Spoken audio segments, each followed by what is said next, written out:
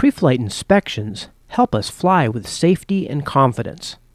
Let's jump right in as Mike Masterson performs a detailed routine inspection with John Thornburg before John's first powered paragliding flight. Okay, John, we're going to pre-flight this machine, and we're going to make sure that everything's good on it before our flight today. So let's go back here and start with the top of the machine. Come on over here with me.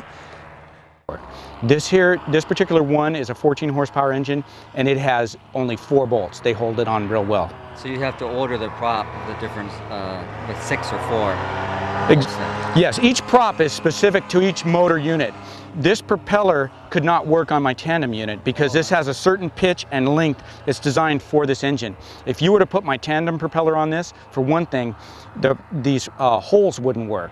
These vents open because when I transported this machine, I didn't close the vents. So I'm assuming that the vents are still open, and they are. And if your T-handle is sideways, that means your vent is shut. That's for transport. But when you want to fly, you turn your handle parallel with your fuel line, and what that does is that allows your vent to flow. Okay, let's go around to the front and we'll inspect the harness area. What we've got here on the harness, let's work our way from top to bottom.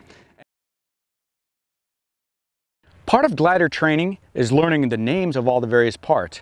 On this riser, you've got the A's, which are attached to the leading edge. If you look back at the glider, there are cells that each one of those openings allows air to enter and cross-fill, and so your A riser is attached through this metal quick link to your A lines, and it goes to your leading edge. Because someone could conceivably try to sell a used glider on the internet, and that line set could have been wrapped up in a prop hub, and these lines could have been damaged and distorted, stretched out, could have sheathing damage. Also, you'd see grease marks. If these lines had been wrapped up in a propeller hub, you would probably see grease marks or discoloration. This has a speed system but no trimmers. So when I hold these metal quick links up, I expect them to be equal, and they are. Now, when you operate a speed system, that's going to bring the A's down lower than the B's and C's and D's, so then you have a lower angle of attack.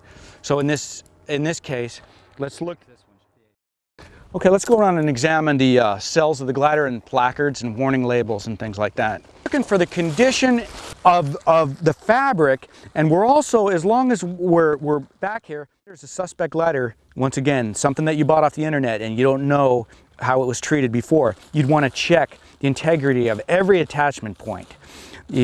And that would take a long time. Most people don't do that before every single motor flight. But if something bad has happened to the glider, you loaned it to somebody and they went out and had a crash, landed in the bushes and were pulling on things, and they possibly could have broke lines, you would want to check every attachment point.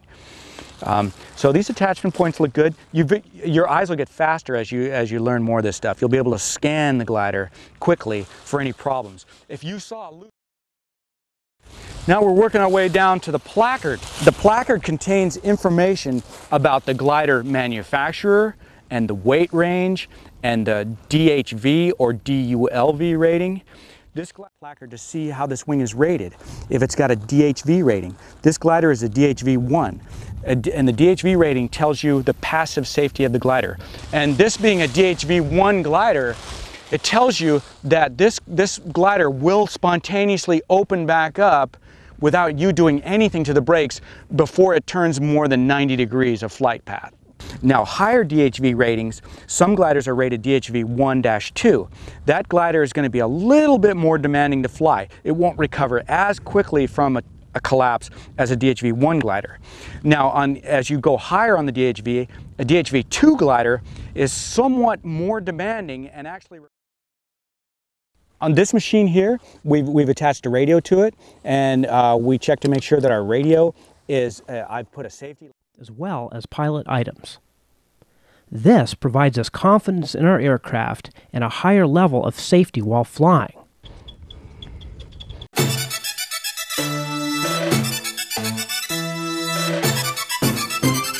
Full throttle, keep running, now run it out, straighten your back and run, run, run, run, good. Very nice, very nice.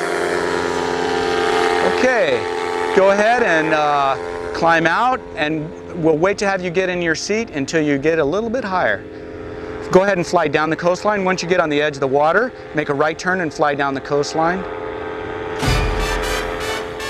And we're going to have you keep climbing as you fly.